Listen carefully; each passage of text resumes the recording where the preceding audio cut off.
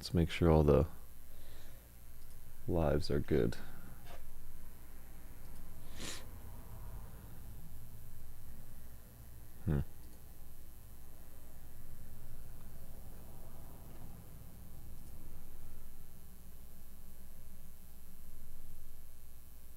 Yay. Okay.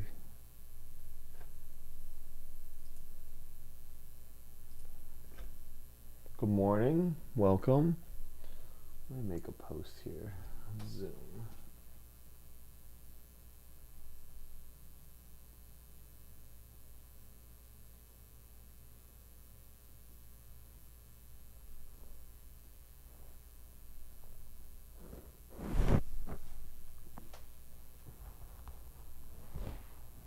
Post and comment. All right. Welcome everyone. So we are starting chapter 3. We've made it all the way to chapter 3. So it's chapter 3 is titled The Innocent Perception. I love the name of this chapter because innocence really is how we forgive, bringing the image of our brothers and sisters back to their innocent space, which in turn brings you back to that innocent judgment place where it's more like curiosity rather than innocence, And so I'm probably going to just start the reading to just start off by going through the reading this morning. I feel like I have some heaviness that I also get to work through on this call here today. So I'll be sharing some of those things, and hopefully with the guidance and support of the community and of course Miracles, let's provide value for everybody, that we can all find and learn the teachings of the course a little bit better through my share. And I'm sure that this whole thing will be perfect as is, and anyone that is listening at on any point of this call, if you catch any of it, just trust that it is perfect for you, that you're meant to hear what we're going to be talking about here this morning. All right, so just a little bit setting the stage. I guess I'll share first. I feel like over the course of the last 10 years, I've been really trying to make massive impact, right? Everything I do, I want to do it on such a large scale. When I do anything that I get into, I go extreme. For example, my wife bought me this jaw exerciser, right? You chew on it and it's supposed to shape and make your jaw stronger or whatever.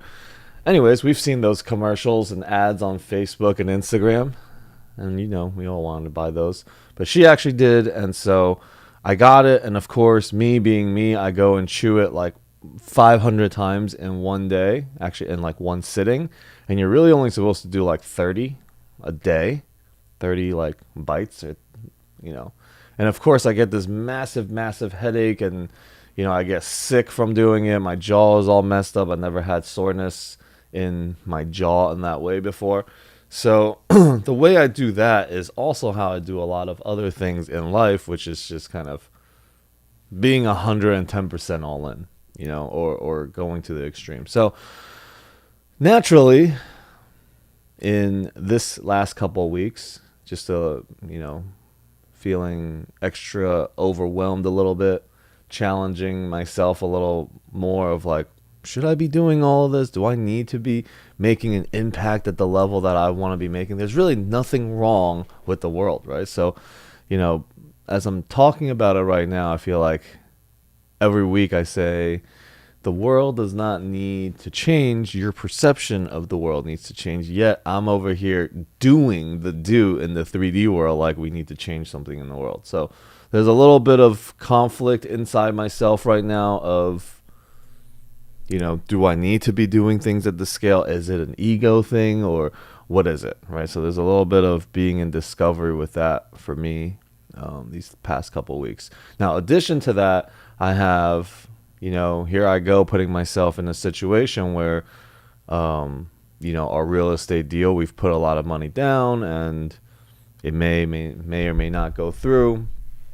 And it's really at the kind of where, not at the finish line, but really at the end of the timeline that we have.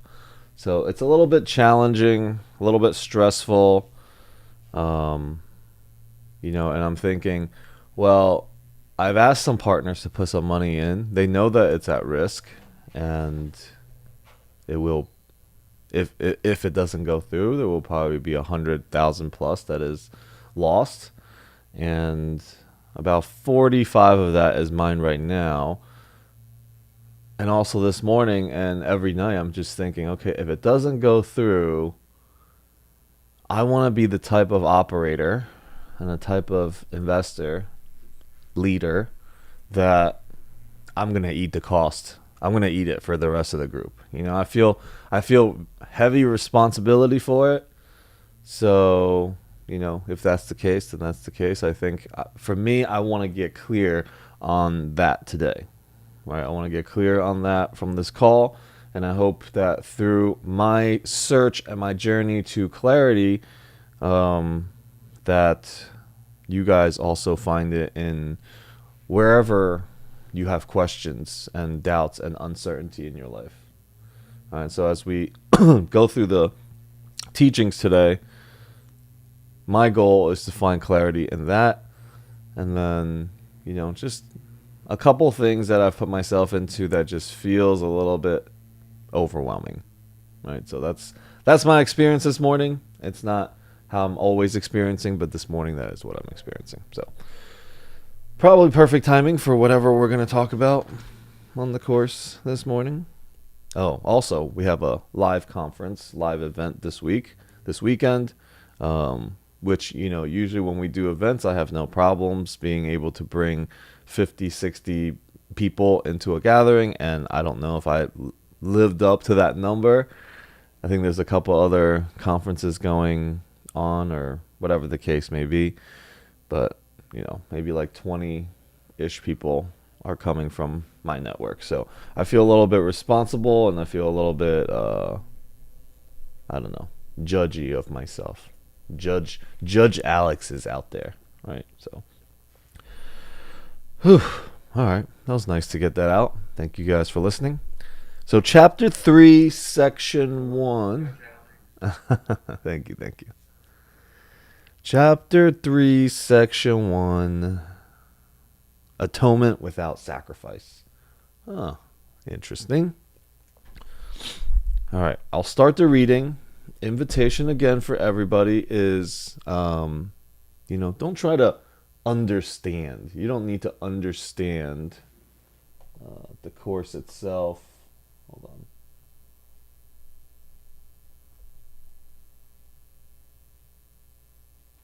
You don't need to try to understand it. All you really need to do is listen and allow your spiritual ears to hear the words here. Okay, oftentimes we can feel the intentions from somebody, even if their words are, when they're speaking words, we can feel the intentions.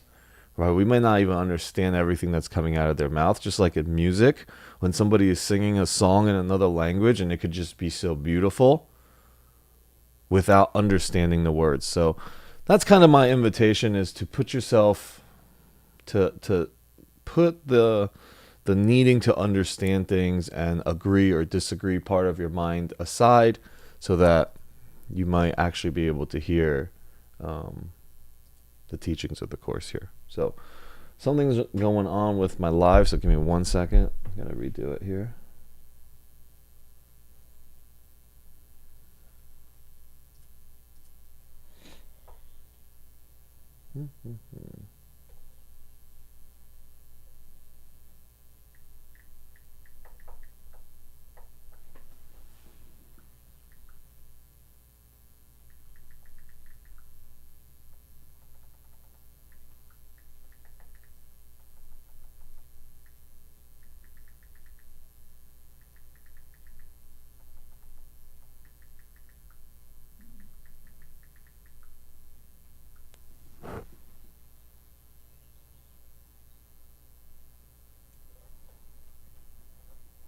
Okay, sorry about that. All right, so here, let me let some people in. We are on chapter 3 now. Chapter 3, section 1, atonement without sacrifice. So, again, as I read, just let it land for you wherever it lands. A further point must be perfectly clear before any residual fear still associated with miracles can disappear. The crucifixion did not establish the atonement, the resurrection did. Many sincere Christians have misunderstood this. No one who is free of belief in scarcity could possibly make this mistake. If the crucifixion is seen as an upside-down point of view, it does appear as if God permitted and even encouraged one of his sons to suffer because he was good. This particularly unfortunate interpretation, which arose out of projection, has led many people to be bitterly afraid of God. Such anti-religious concepts enter into many religions. Yet the real Christian should pause and ask, how could this be? Is it likely that God himself would be capable of the kind of thinking which his own words have clearly stated is unworthy of his Son?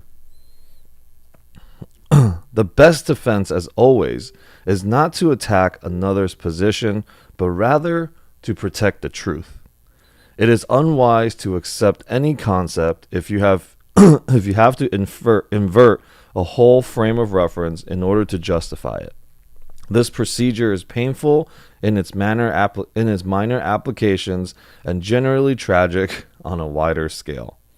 Persecution frequently results in attempt to justify the terrible misperception that God himself persecuted his own Son on behalf of salvation.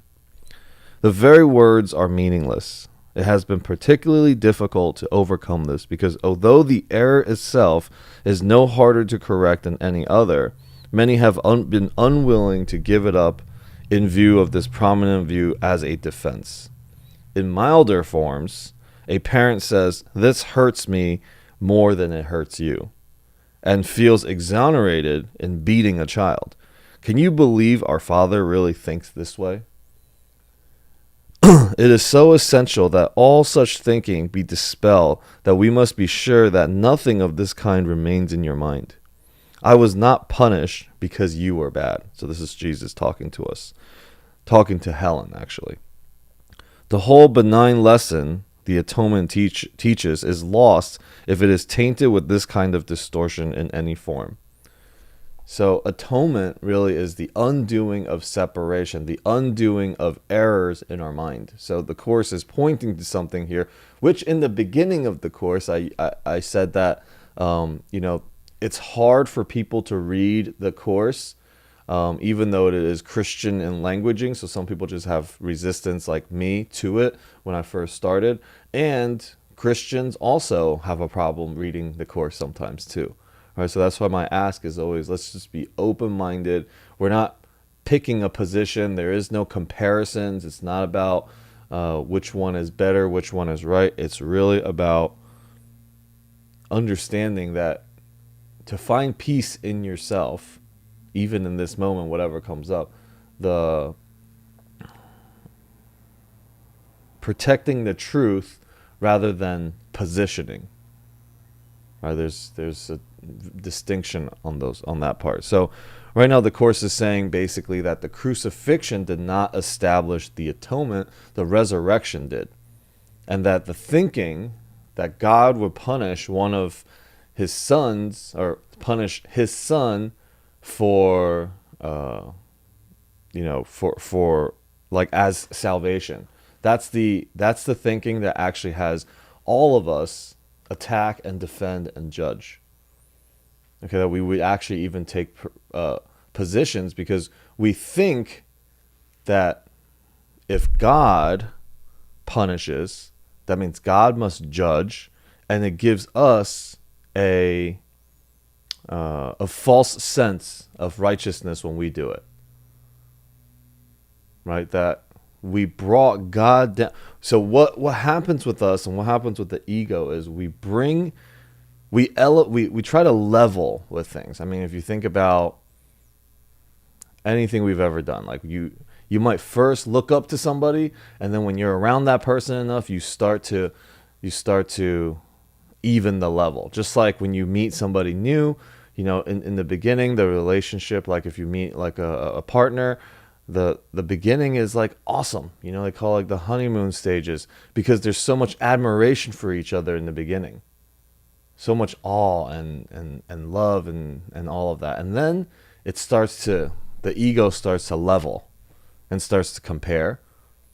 And the ego always will make you bigger and better, and the acts that you do bigger and better. And so that's what the ego does. And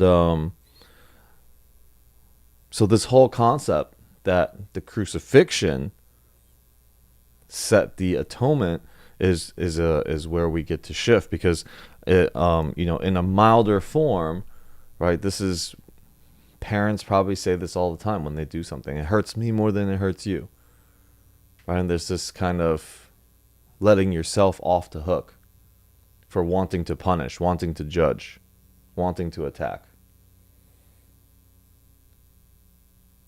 And even milder than that, it's just simply our judgments of others and situations.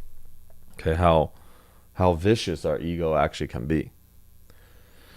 So the statement, "Vengeance is mine, saith the Lord," is a misperception by which one assigns his own evil past God. The evil past has nothing to do with God. He did not create it, and he does not maintain it. God does not believe in retribution. His mind does not create that way. He does not hold your evil deeds against you. Is it likely that he will hold them against me? This is what Jesus is saying to Helen, which is saying to us. Be very sure that you recognize how utterly impossible this assumption is, and how entirely it arises from projection. This kind of error is responsible for a host of related errors, including the belief that God rejected Adam and forced him out of the Garden of Eden.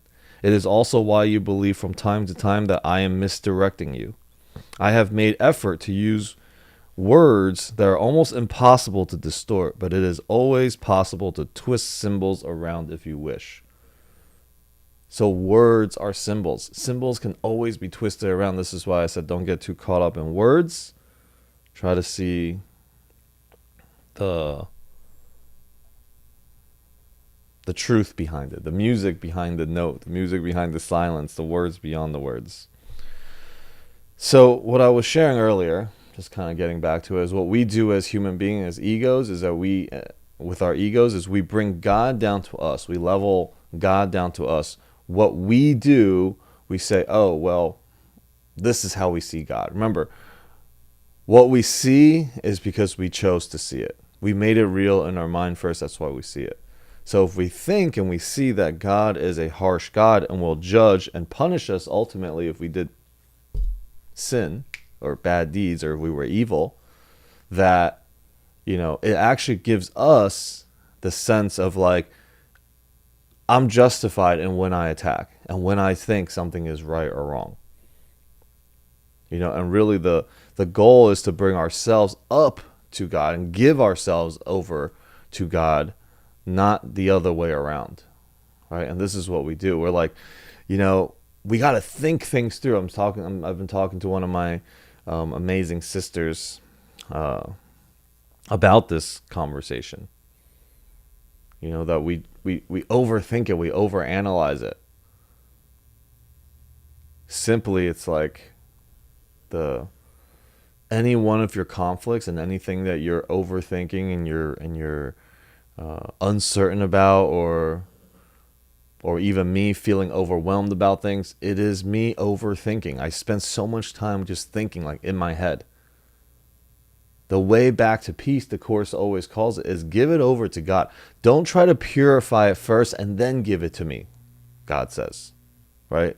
And just give it up as is.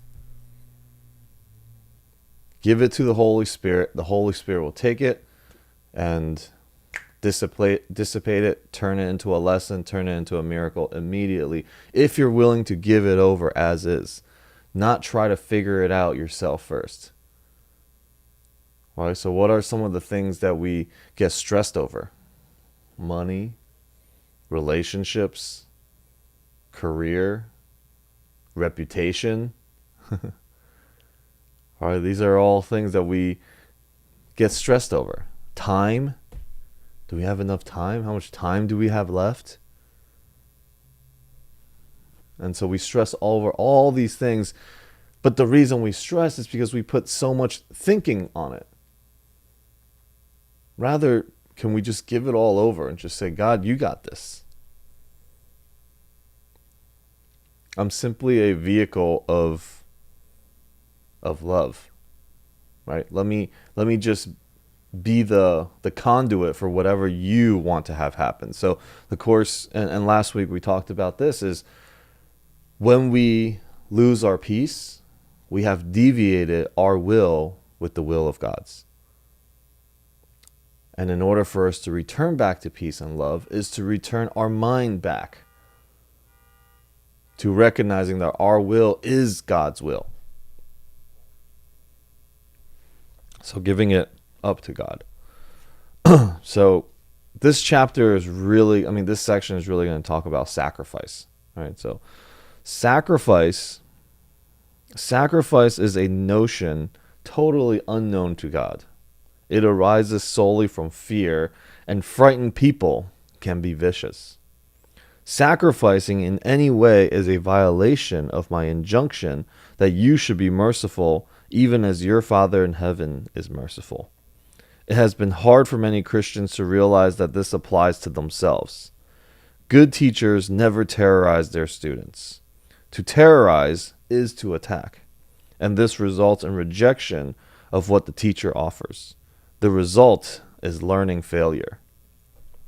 I have been correctly referred to as the Lamb of God, who taketh away the sins of the world. But who represents the Lamb as blood-stained do not understand the meaning of this symbol. Correctly understood, it is a very symbol that speaks of my innocence. The lion and the lamb lying down together symbolizes the strength and innocence are not in conflict, but naturally live in peace. Blessed are the pure heart, for those for they shall see God, is another way to say the same thing. A pure mind knows the truth, and this is its strength. It does not confuse destruction with innocence, because it associates innocence with strength, not with weakness. And yay, welcome, Tasnova. I was just thinking and talking about you.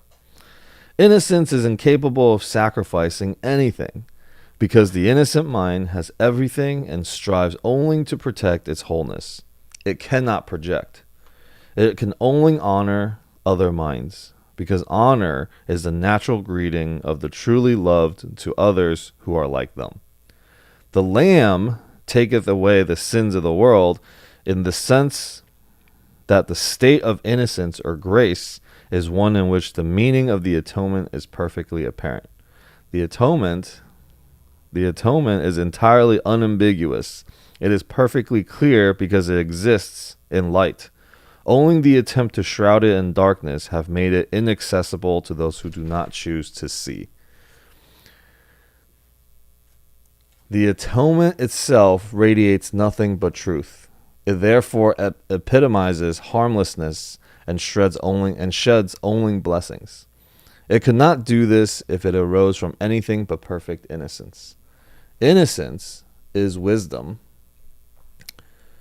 because it is unaware of evil, and evil does not exist. So this is like, it's going to challenge the ego a little bit. But like I said, let's try to put all that stuff aside. It is, however, perfectly aware of everything that is true. The resurrection demonstrated that nothing can destroy truth. Good can withstand any form of evil, as light abolishes forms of darkness. The atonement is therefore the perfect lesson. It is the final demonstration that all other lessons I taught are true. If you can accept this one generalization now, you will know there will be no need to learn from many smaller lessons. You are released from all errors if you believe this. The innocence of God is the true state of mind of his Son. In this state, your mind knows God, for God is not symbolic, he is fact. Knowing his Son is his, as he is, you realize that the atonement, not sacrifice, is the only appropriate gift for God's altar, where nothing except perfection belongs. The understanding of the innocent is truth. That is why their altars are truly radiant. I mean, we all love to see children, right? I was at a gathering at my friend's house, and we were doing like this big, she has this whole sonorium of gongs and just sound bowls and beautiful things that make amazing sounds, right? So I was immersed in there. But she was like, this is, feel free to hit it, a little bit and just feel the vibrations and stuff. But just know that it's not a toy. And then she turns around and says, well, when kids pick it up and play it, they just hit it. And usually they actually create the best like music, or the best, the most creative force and innocent force comes from there, because they're just playing. Like, it's a plaything. The Course says that everything that we value and take super serious is what is meant to be shed. The things that we take super serious is meant to be shed. So think about it. When you have this childlike wonder, you're not taking any of this stuff seriously. You didn't put a whole ton of meaning to a gong, right? Or whatever it is, whatever is sacred for you, right? You're not going to punish a baby when a baby kind of, hits it or breaks it even, right? Let's say breaks it, or a kid breaks it. But but as an adult, right? Like you should know more, and we project onto adults and onto people, and then we project it back onto ourselves, and we have to hold ourselves a certain way. So the cycle of attack and defense just kind of keeps being propelled in that way. The goal is to return our mind back to the innocent state. The innocence, that innocent childlike state, is truth. I wonder what the innocent childlike state would do and think about the things that I'm stressed about. It would be, if I could bring my mind back to that space, it would probably be very easy decisions. If I didn't have the meaning of money and reputation and and going after these big goals, like, what do they all mean? A kid would just be and the value of money, right? A kid doesn't have it. It's like, oh, well, the right thing to do is this. Boom. And in thinking like that, I think I'm more clear on what I get to do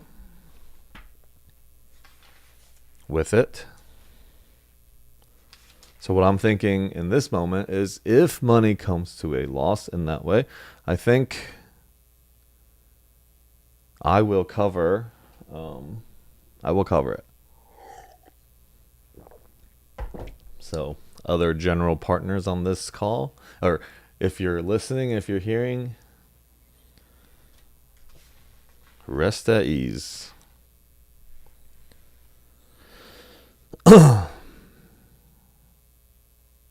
Anyways, that was chapter 3, section 1.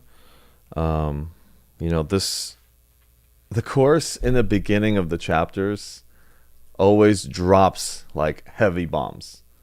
So no doubt this section starts by talking about perceptions that Christians may have. Right? Like up to this point, it seems like everything is all, all good with any Christian beliefs. But once there is a little bit of a challenge in it, then we can see how our mind and how our hearts feel. Right? So that's why in the course says this is just as hard for anybody to absorb because our egos are in the way. It doesn't matter what you're doing, there's an ego involved in everything. So a lot of people are like, "Oh, hey, Alex, you're Christian." I'm like, maybe. Like I'm not. There's no need to defend it, right? I wasn't brought up Christian. I study A Course in Miracles. When I attend church, I go to Unity Church. It's not specifically Christian, but it is kind of like a universal theme using Christian languaging. Language, again, is just symbols. Words are symbols pointing to something that is pointing to something else. And so if we can not get caught up with the words and the energy behind these words, what they mean to us, it's all about letting go of those things. Where does heaviness come? Where does the triggers come? And then the practice of returning our mind, our judgy mind, back to a state of innocence. What would baby Jesus do? What would a 5-year-old do in this situation? So I think for me, that actually just really helped me. So thank you guys. Fidel, hello. Hi. Good morning. Good morning. Welcome back, by the way. I know, thank you. I'm sorry. Oh, don't be. No, it's just great to see you. I mean, it's just that language. We always say you're sorry. It's like, fuck. It's like, get it out of the way. So I'm here. I'm happy to be here. And that reminds me, you know what? We live in this part of the world. We are Westerners. We grew up with the Christian thing. How can you not avoid it? If you were to live in Africa, Asia, blah blah blah, the other side of the world, they have tons of other beliefs, other religions, other. So come on now, Hmm. it is what it is. Like yesterday, for example, there was a there were there was a holiday, and I'm trying to look it up again. I never heard of it. It is for the Iranians and they celebrate it over there. I'm sorry, I'm very ignorant with the geography, but over there, they honor that. And you know what? It's celebrating spring. And what do? They say, hey, start a clean slate. Clean your house. Clean your inside. Be grateful. Hmm. We all have the same meaning. We all have it. We just have different rituals. That's it. And that's what I wanted to say. We all have different rituals to get to where we want to go. We want to have a smile on our face. So when it's time to die, we say, hey, I'm out of here. See you later. Instead Yeah. of being grumpy. Grumpy. As you're sharing this, kind of like an image came to my mind and a thought came to my mind is like, imagine like a bunch of us, just us right here, 22 people, we're in a cave. We've never been outside before. Right? And then, Frida gets to go outside. She goes outside and experiences the sun and sees outside versus the cave and comes back and tries to explain it and explain and share her experience and has to write it down and sketch it out. Hieroglyphics, right? Like limited in probably the language or the words itself. And then, me, I go out and I'm like, oh, wow, look at that. And I experience what I experience. I come back and I scribe things down. And then the rest of you get a chance to go out and come back and you guys scribe it down. And then we have to go and take what we wrote down and create a following, right? We got to go collect some people, the rest of the people. And oh my God, this is what outside looks like. This is what the sun looks like. And we create our own things. And then all of a sudden there's Frida's perception, and then my perception, and then Adam's, and then Claudia's, and then this is how, probably, in my mind, I'm just thinking the image came, all the religions were formed. Right? You're in different parts of the world sharing to somebody else. But it's all the same thing, the same God, the same sun, the same outside, being experienced and interpreted through man. And because of that separation, all of a sudden I'm like, no, I explained outside better. The way that I perceived outside is better than the way that Adam had it. All right, so come this way, and then we go to war and fight over it, over who's right, over the interpretations. And that's what we're all battling over. And is that not just the silliest things that we do? And we can take that image right there and bring it to every single thing. Bring it to money, bring it to our government, the stuff that our government fights over. I was thinking last night, I was listening to somebody speak about our government spending. Okay, let me try to explain it in this way. In real estate, there is something called the DSCR, okay, debt service coverage ratio. First, you have to find, I know this is a Course in Miracles, but I want to bring this together. First, you have your total income, then you minus all of your total expenses, you get something called the net operating income. The ratio of your net operating income over how much your debt costs every year, okay, that's called the DSCR. So banks say, we're going to give you a loan based on 1.2. Your net has to be 120% greater than your debt. Do you know how the government runs it? The government runs a debt to GDP. Their gross versus their debt. It's actually inversed. Their debt is 120% of their gross, not even the net. Okay, their net is negative, but over their gross. That is how upside down our government spends from what they ask of us. What they ask of the banks, and then the banks ask of us. Right, so from that space, I was thinking, wow, the government collects $3 trillion in taxes, something like that, 3.4, and that's their income. And they spend over 5 trillion. Their spending is way higher than whatever they're making, putting it in a deficit. And the only way, and we're at such a deficit now, 30 something trillion, that the only thing we can do is print and make more money and get more debt. Now, what is one thing that was spent the most on? Right? If you want to at least break it even, the one thing that is the most amount of money that is spent is on the military. The military, it's for our attacks and our defenses. See, even on the macro level, if we think about the government as just like us, how much we invest into attacking and defending, into into the ego. Is the military not just a form of ego? If we just cut that thing in half, we would probably be in a positive. I love what you're sharing, Alex. It speaks into, the context is scarcity. We're in debt, and we need to defend and protect. You know what I mean? That's the context of which that's what I'm hearing. But is it okay for me to share something about what you're sharing? Yeah, please do. Please jump in, add in. So the happy equinox, everyone, and in this spring equinox, and calling in different symbols, beings, Isis, Osiris, different symbols, and it's really about the time of planting seeds.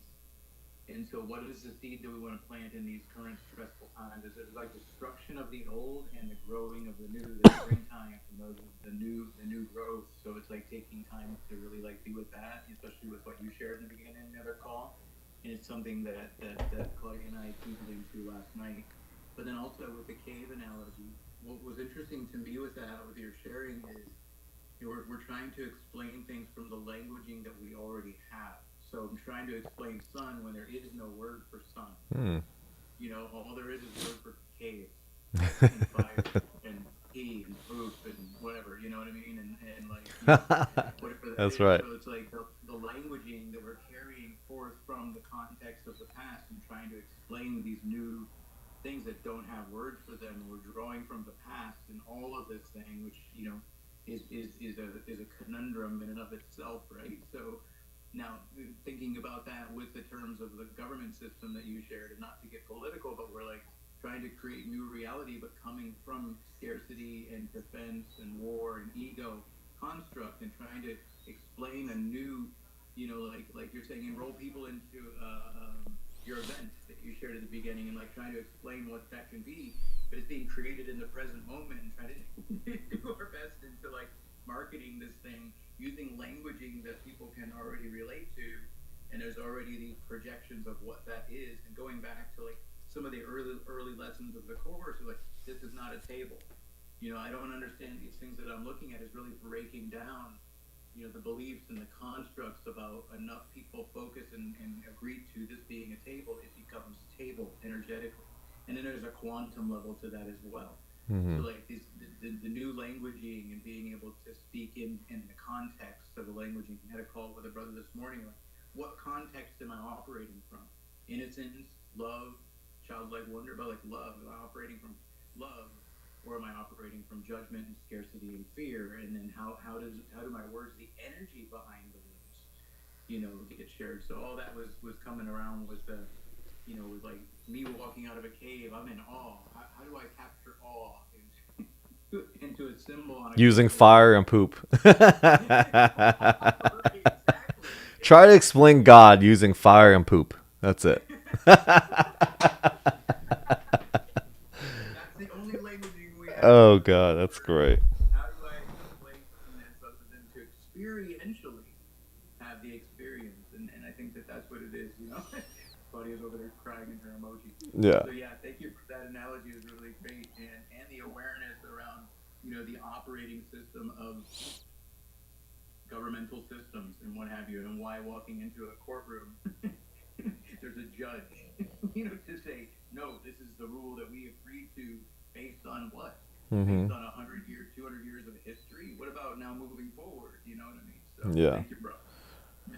So here's the thing. It's not to judge what is in place right now, because there is nothing wrong with it. This is what the Course is saying, and this is what I kind of struggled with, and I was sharing in the beginning of this morning, is like, I know there's nothing wrong with the world.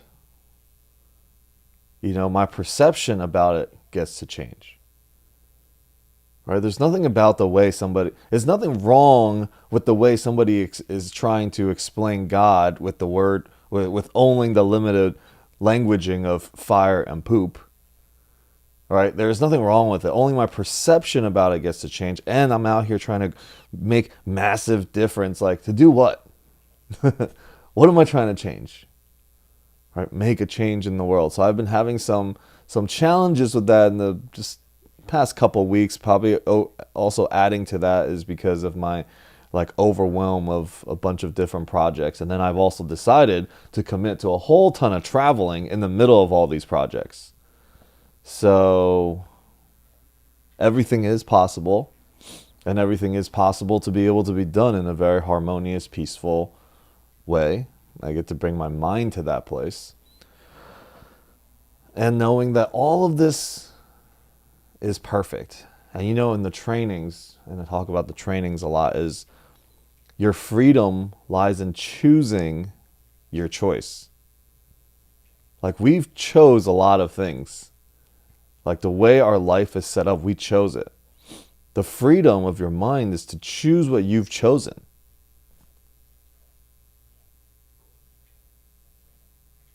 Like, yes, I'm choosing that. Exactly. Like choose the circumstance, and it means Uh-huh. accountable or to authorship. Absolutely. Yeah. Yeah. We choose things and then create resistances immediately to it. Right? So I'm like, yes, I'm going to Peru April 1st. And then I'm like, wait, my deal's closing during that time, but is it even closing? And then all the heaviness comes. Or if I bring myself back to this and all the doubts and uncertainty, why do I need to cover all this loss? I put in all the work and nobody did anything. And da, da, da. I can come up with all sorts of reasons why I shouldn't take the loss myself. But if I was just a 5-year-old, have no ideas about money, the world, fame, reputation, whatever we want to change, just by just having fun and making sure relationships are great, then just pay it. Doesn't matter what comes on the other side of it. We're not worried about that, right? We can always make more money.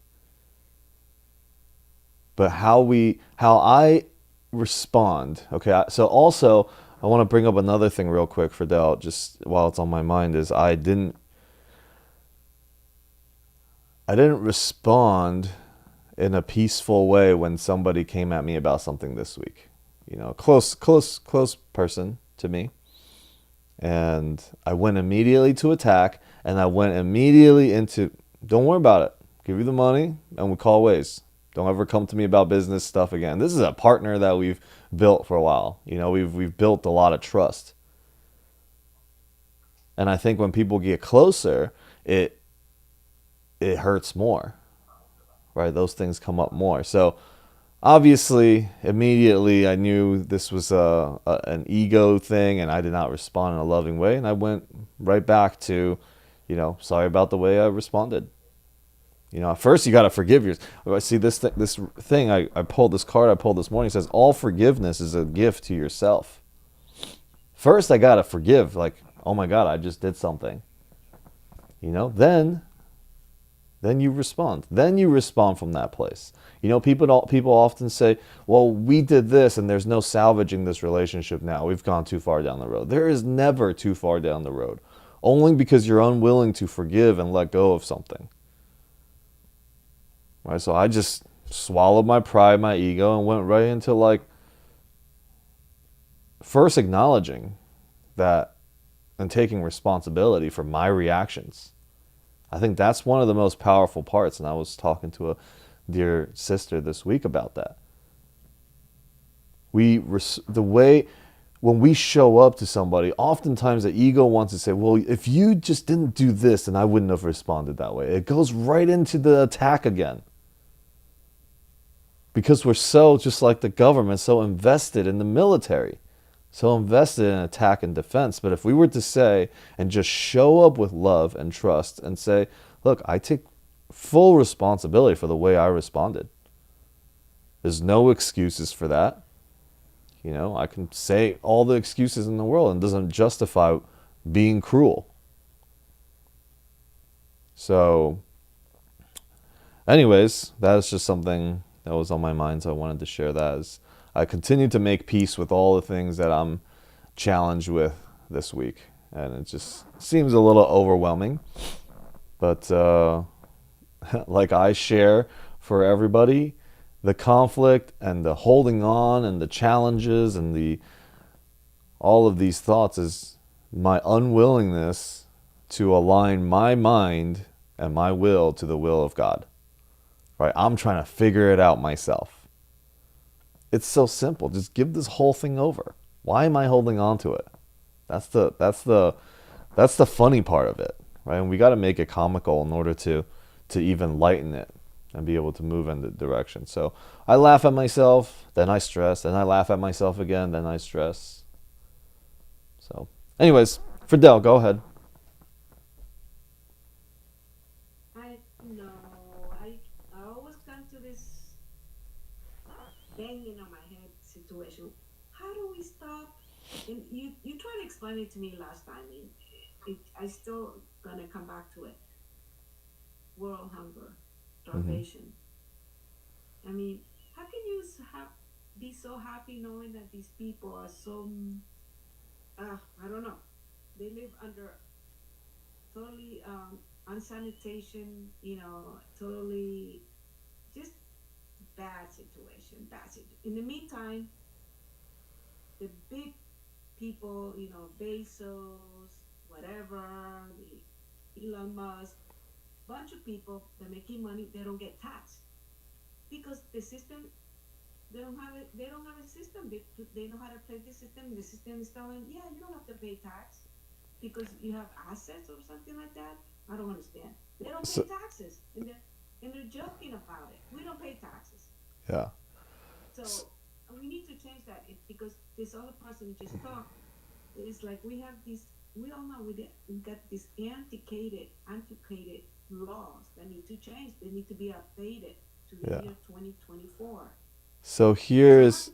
Just be calm and don't and be accepting when I know that that's not that. I mean, that doesn't fit.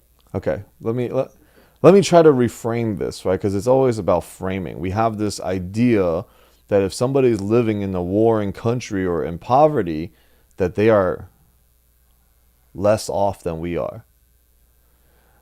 But this is the shift in our mind that we get to remember that what's everything and what's nothing. Okay, so if peace is everything, peace of mind is everything, and all the material stuff is nothing. Right now what we're saying is people get to have more material things. Okay, and hold on, I know it's not just that, but we're measuring it in that way. There are kids and people in warring countries that laugh, have way more peace, have more family bonding, and have those things, but they might not have all the luxuries that we may have here.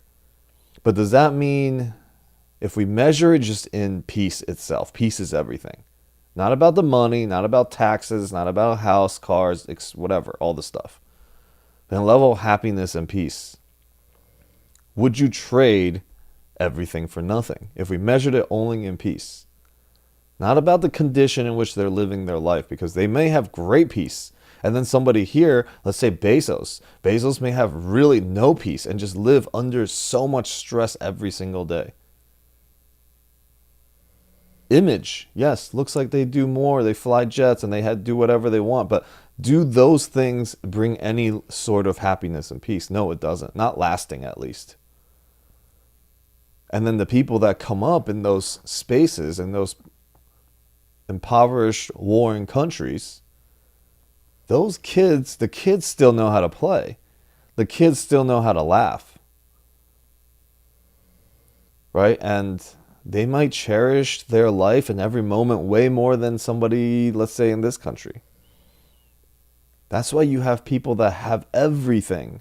Seems like they have everything and are just so depressed, because when you have it and you recognize it never gave you what you thought you were chasing after, and you sacrifice all the relationships and all these things for, is that better off than somebody else that was able to have all of those other things, right? I mean, there's so many movies that basically show this comparison right here. Like the true experience, the experience of life and love and joy and living in the moment. Would you trade that for the planes, the cars, the money? That's the trading everything for nothing. This is what the Course says. We have to understand that all of the stuff that we see is really nothing. Until we get to that point, we will always think somebody else needs help. We will always think that we can be in a place to help, and we start taking things into our own hands. And then we start judging. We play that judge. Oh, you are super rich. You need to be doing more of this. Oh, they're poor over here, so they need this. Nobody needs anything, especially not from our own little tiny heads. Right? Like our little perceptions of the world. And this is, thank you for bringing this up, because this is bringing massive clarity for me on what I'm doing also. Like, the world does not need to change. It's only our perception of it. Why would we give our everything? Why would we give peace away right now? Because of our projection of the world. Like that there's something that needs to be helped. Like God didn't put this out perfectly.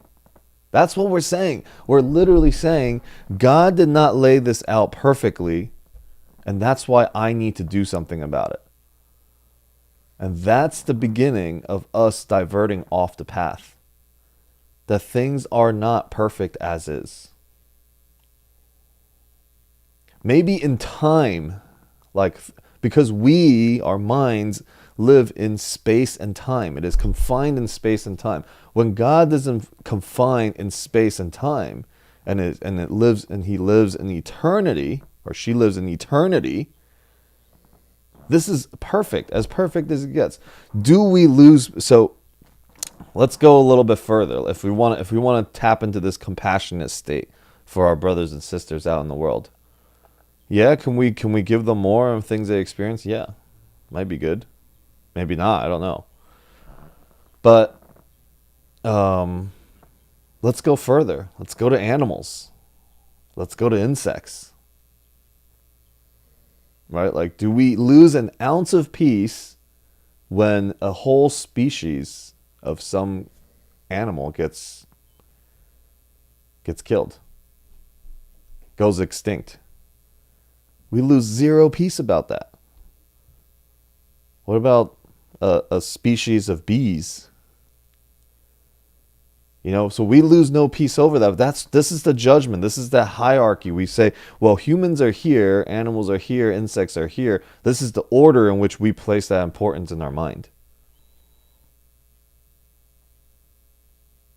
And so that level is the same level that we place our judgments into the world. And our entire government, our world, literally operates as a mirror of ourselves. So if we see something wrong with the world, how the government is set up, the only place we can look is back at the mirror, at what was looking in the mirror in the first place, and see how I brought that, how I see that. Because it's simply, everything is a mirror reflecting back to you about yourself, about what you're seeing. This is why projection makes perception. You've perceived back, you look upon the world, and you feel like the world is out of order.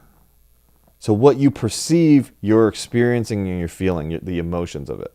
But really, it's the way that we looked at the world. That's where the source of it is. The cause is the projection. Okay, not perception. Perception is not the cause.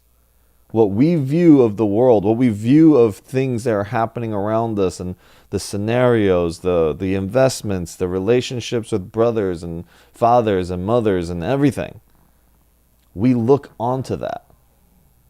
And we project all the scarce part, the not good enough part of ourselves into it. The I can't trust part. That I've failed my mission because I can't even find what it is that I'm trying to do. Our inadequacies. That's what it is. Marianne Williamson calls that. Our inadequacies we project out into the world. All right, Mama Deborah. Have a beautiful day. So, yeah, that's why, look at the military. The military is literally a representation in the world of our ego. In every aspect. And how much we, in the world, invest into it. Probably majority of every single country's, I don't even want to say that. I don't know if that's true. But the major powers in the world, to keep identity, keep the power, keep the illusion of power, we spend and heavily invest into the ego / military. And if we just decided, let's slash that investment in half, everything changes. Slash that in half, world hunger ends in 1 year. How much we spend on the military in 1 year probably ends world hunger if we slash that in half. So everything is already there. Like, it's just for us to look at it for ourselves. The path is already clear. It's just not how we want it to be right now. And the Course says you don't even know how it should be right now. Right? One thing can seem so bad at one moment and becomes amazing in the next.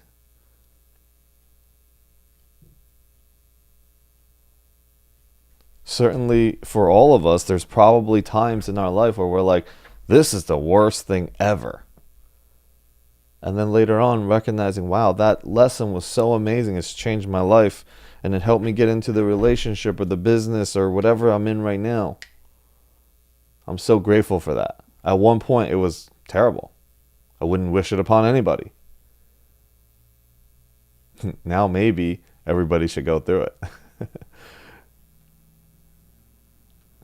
I'm thinking about, for some reason, first I was thinking about the losses that I incurred in when I lost my restaurant, the space I was in, owing $400,000, credit score 400. Now I'm thinking about pledging my fraternity. Going through it, probably the worst thing ever. But what I learned and who I became afterwards, I'm like, man, everybody should go through it. Should. Anyways, let's open this back up a little bit more. Territories, yeah. I mean, ownership as a whole. There's an illusion of ownership. Ownership is tied to this identity that is separate from everything else.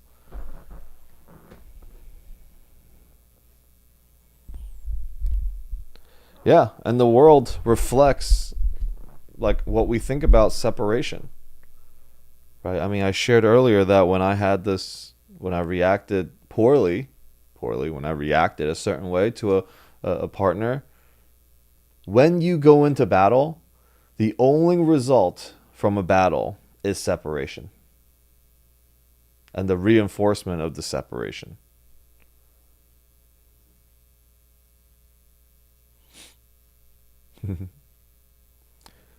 So what are you guys hearing? Thoughts? Questions?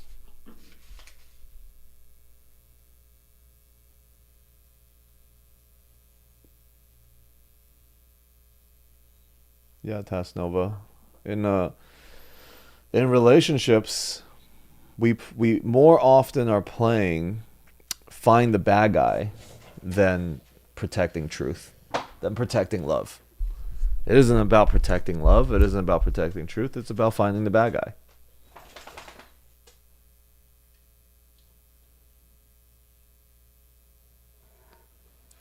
Yeah, for me, Alex, with what you just said there, it's about, there's some kind of, internal guilt, internal judgment, so that, there's a sneaky way to project looking for the bad guy, to not focus on, the bad guy within the self, right? Like the self-critic and the self-judgment that generates the projection. Mm-hmm. That everybody's a self-critic, everybody's judging all the time, and it's easier to point and as a perspective, point and find that in something else, government, TV show, politics, relationship, money, whatever it might be, because of the incoherence of a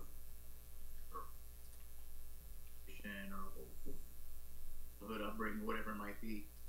So, being able to check in on the context and that I'm coming from in every moment is a very powerful practice that I've been in since probably my 48th birthday in October, to really be a disciple or discipline with, where's my come from? Is there a little bit of a subconscious flashlight looking in the shadows for that thing to judge so that I can be right and get myself off the hook, kind of thing, or where is this happening in the world so that I don't have to then be like, okay, I'm the one who's fucked up. It's the entire system is fucked up. Excuse my language for those who are live, kids riding in the car. And it really comes down to the choice to choose separation or to choose unity and love. in every moment. Like what am I, and also choose, if there is separation, choose it, and just, witness that, the energy. And then also you were sharing a bit earlier, and, for the analytical type of mental thinking minds on the call, including myself in many ways, there is evidence for the egos that are looking for evidence in quantum physics that say that the initial thought of separation, or the initial thought, is what generates the energies, and, law of attraction and all these different ways of breaking these things down. Some of the work around some of the different scientists that are pointing to, the healing is not with a pill, but it's within the mind, being able to have those different thoughts and being really diligent and disciplined with love. Mm-hmm. I love that, like diligent love. So I just wanted to give thanks to what you were sharing, because, like, to get it on a cerebral thinking level is distinct from embodying, but yet there's that gap in all these different little teachings along the way of the restaurant loss and all those. It's like showing the gap, and then it becomes less and less and less. So thank you very much for this call. It's also providing me a lot of clarity, just to see, like, where am I coming from in every phone call and every negotiation and every interaction with my wife. My wife was on the call, with every text with my mom, and so on. Like, where is that is there that little bit of, like, looking for the bad guy? Mm-hmm. It's a good one. Yeah. Yeah, that's something that my coach eliminated for me, is when, my wife and I get into our arguments, every time, the inability to resolve it is because we're literally sitting there trying to find the bad guy. Who's right? Who's wrong? Who's right? Who's wrong? And in both of our interpretations, we're both right and we're both wrong. Right? So then what are we battling here for? What do we invest so much into the military for right there? It brought us nothing. The conflict brought us literally nothing. We can just protect the truth. If we were focused on love, we're battling to keep it spicy. Yeah.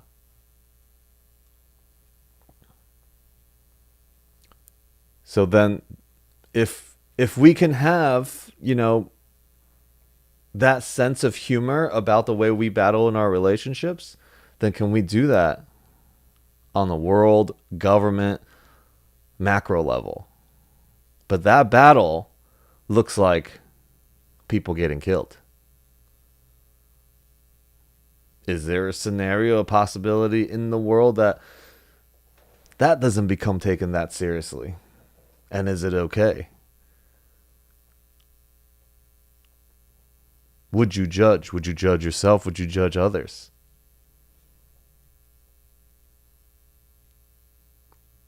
That's the big shift and the big challenges there.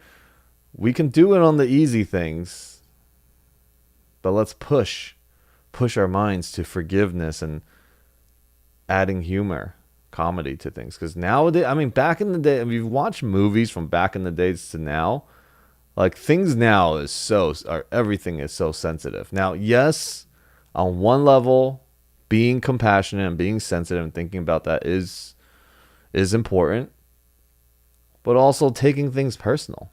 The only reason why we ever go to war is because we take things personal.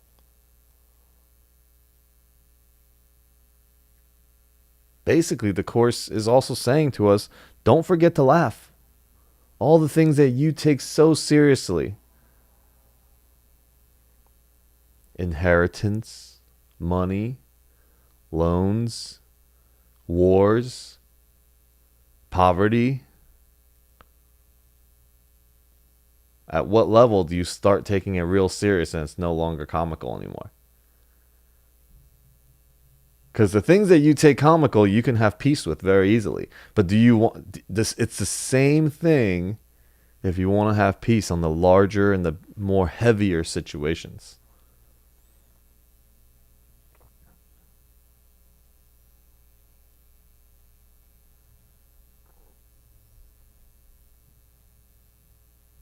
I must say, starting this call this morning, I was in a much heavier place. felt like there was a lot. I probably spent way too much time in my head thinking for a while. And, as a result of being on this call and sharing and hearing the conversations that we're having, I feel really light about it, everything now. I feel like the decisions are so easy. It's right there in front of me. The choices are so easy. Now, my goal, freedom, lies in choosing this choice that I just chose, right? Because I can say, wow, oh my God, that was so easy. I've made my decision. This is what I'm going to do. If I choose my choice, and it might go from moment to moment, then I won't be in my head. The second you stop choosing your choice, you go into resistance. Oh, that's a good one. I need to write this down.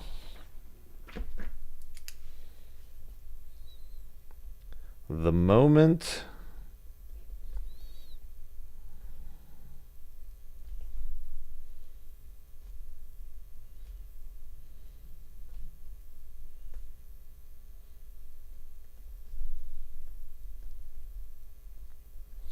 wow.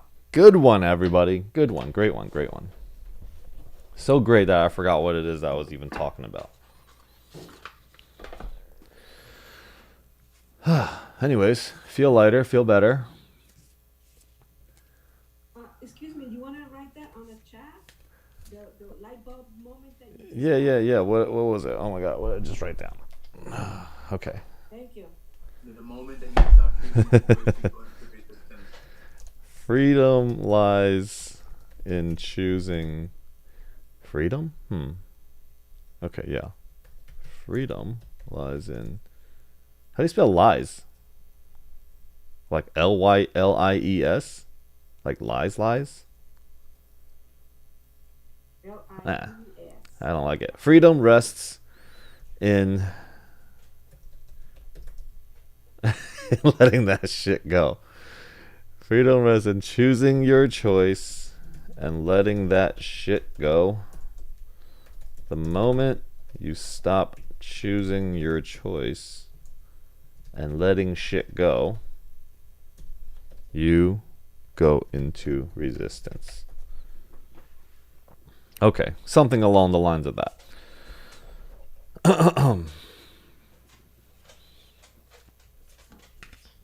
got the present. Yay. Thank you so much for this call, and you make all of us lighter by allowing us to join together on this call, and your voice when you read the word, so powerful and helpful.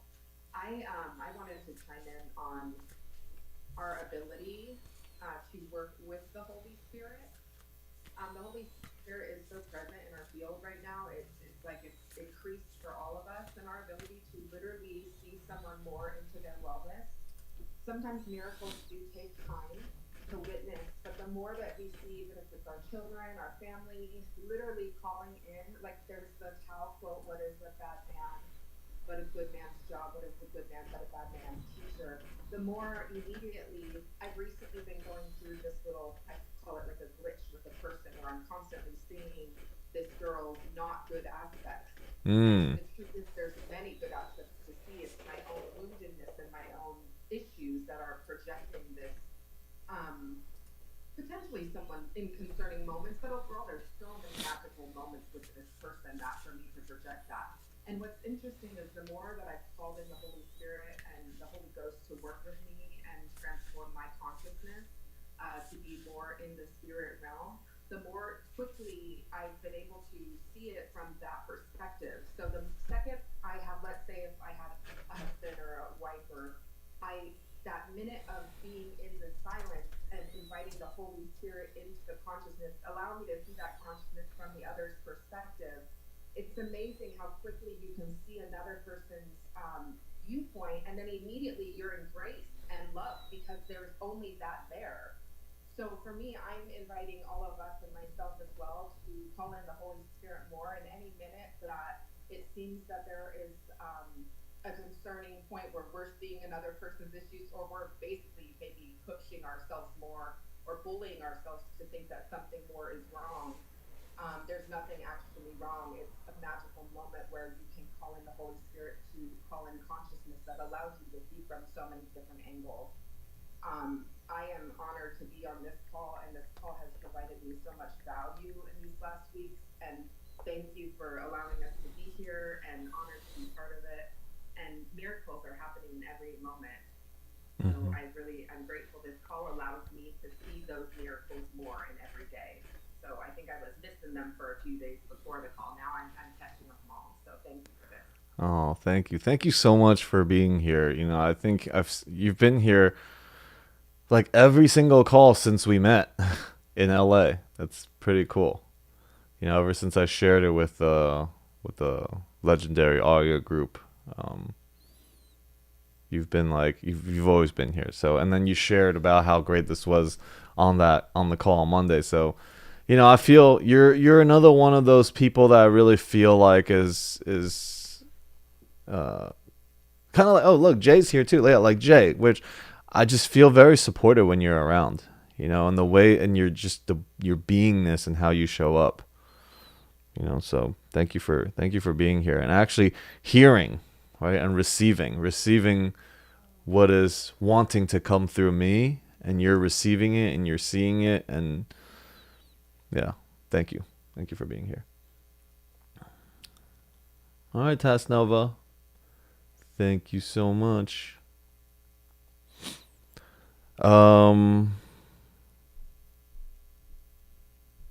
Yeah, these calls are really great. There is I want to actually share a post real quick from our A Course in Miracles WhatsApp chat.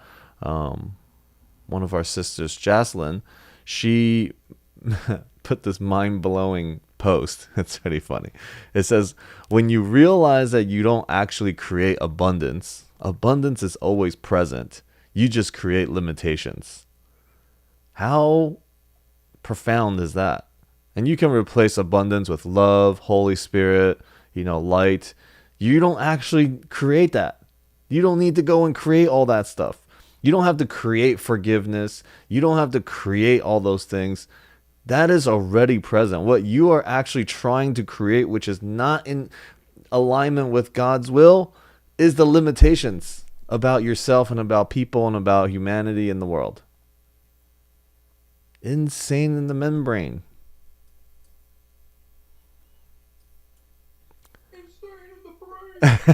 I knew you were going to do that. I had a feeling somebody was going to say that. Someone was about to do it. Okay,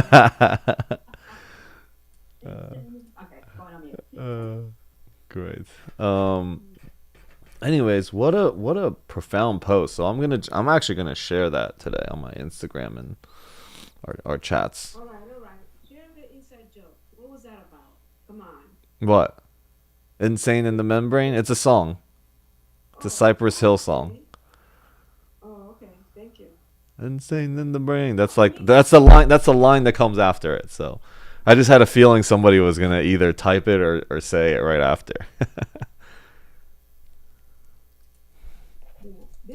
This call it reminds me that we just took some drugs, man. We just took some drugs.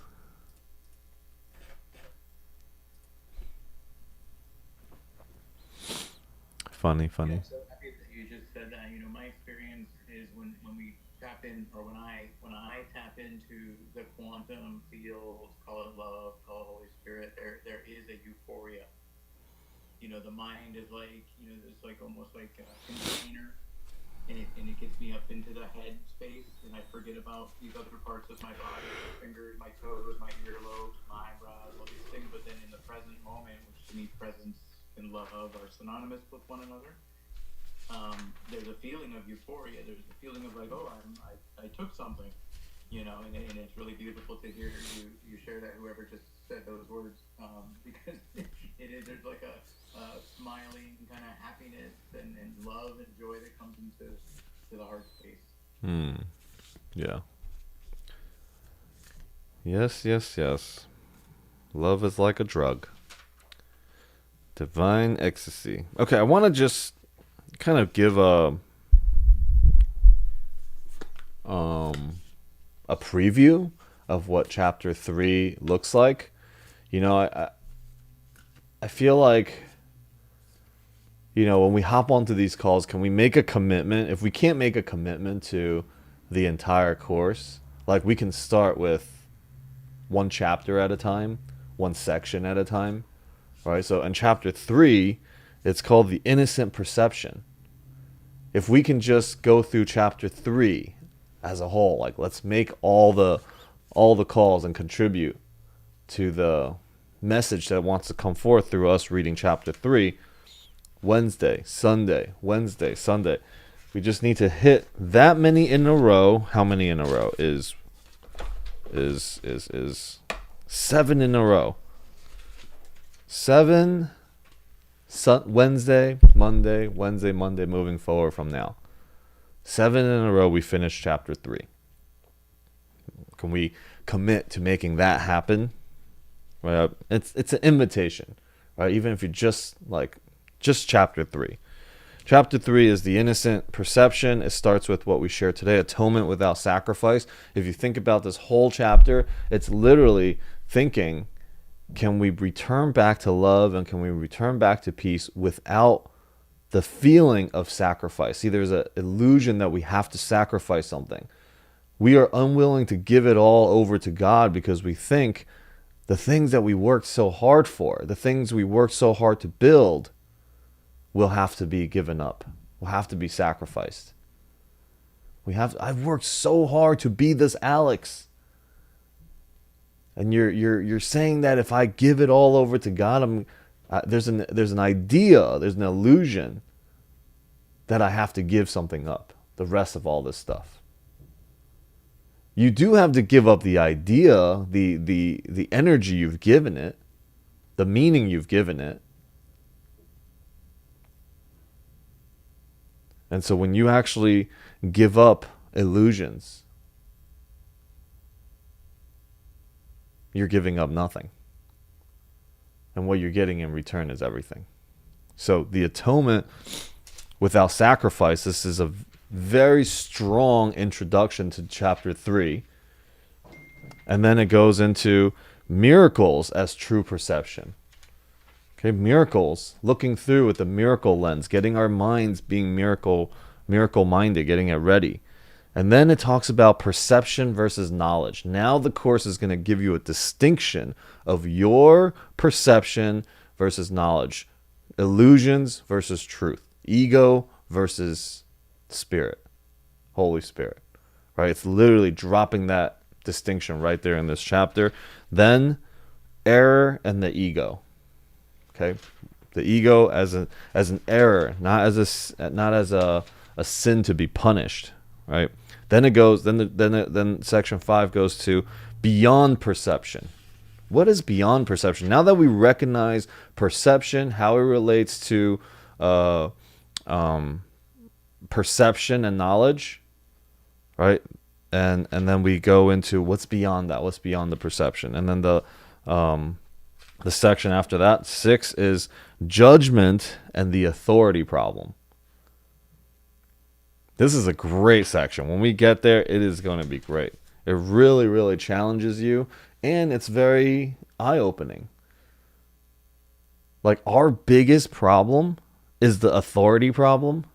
What is that about? So we'll go in there, but it leads to it, right? So kind of going through every section of chapter 3 will help you really understand probably the entire course just like that. So creating versus the self-image. And then that lands that last distinction of creating with a capital C as God creates. Not from a self-image, and it actually has a capital self-image. So how creating and the collective is actually together in one. How to create as God creates. And the self-image, that is not the separate self, but the collective self. So chapter 3 is going to be pretty cool. And that's where we're going to go into. And then chapter 4 goes into the illusions of the ego. So that is where we're going to be headed for the next 7 weeks. It will be amazing, to inspire, invite others to be a part of this call, to share, because they're going to bring their gifts. They're going to bring, their stories and what they're going through to help all of us relate to the Course a little bit better. When Adam shared, it's like trying to explain God or the sun or outside with just limited words of fire and poop. Of course there's going to be so much misinterpretations, right? The person that is living inside, never been outside, and you're trying to explain outside with just fire and poop, that's why that communication is so ineffective. But can you be in such a way? Can you be the experience that you had when you were outside? Can you completely shift that? Because you were able to see and you live alongside it, you know what's possible, you know what's there. Can you just be that and then others just experience it through you? But if we just constantly battle and trying to still fit the entire outside and what God is into our limited languaging of just fire and poop,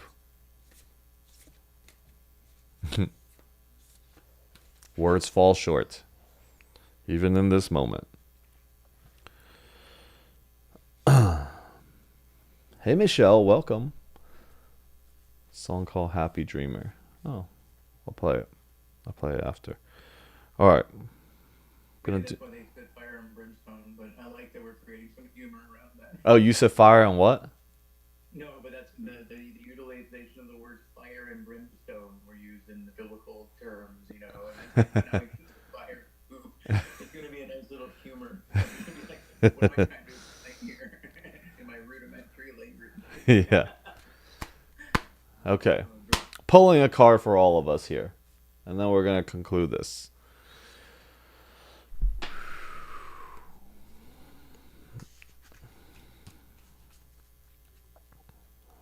Okay. We have the winner. I will announce the winner. The winner is Miracles Are Seen in Light. Only you can deprive yourself of anything. Do not oppose this realization, for it is truly the beginning of the dawn of light. The beginning of dawn of light and how you see and miracles are seen in light comes from this realization that only you can deprive of yourself of anything.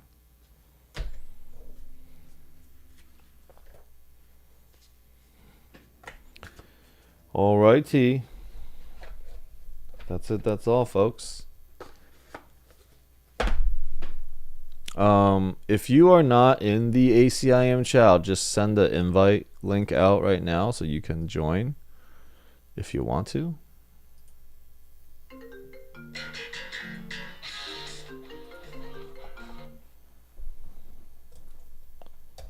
That is the WhatsApp chat.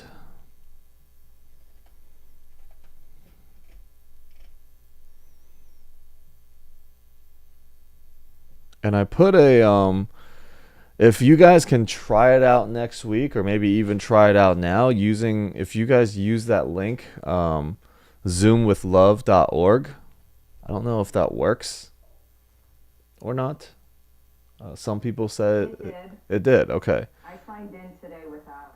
Okay, cool. Yeah, All right, some people are having troubles. I think if you just type in zoomwithlove.org, it doesn't work. You have to actually type in the HTTPS or something. I don't know. Weirdness. But it was gifted to me. The text, yeah. You just touch it. Yeah. It'll go through. Do you have an iPhone? Because I have an Android and it didn't work with me. Oh. Maybe it's because I have an Android. Maybe I'll put that. Zoom has to be updated or something. That's a possibility too. I just had to update all my Zoom software. Yeah, I will just put both in there, I guess.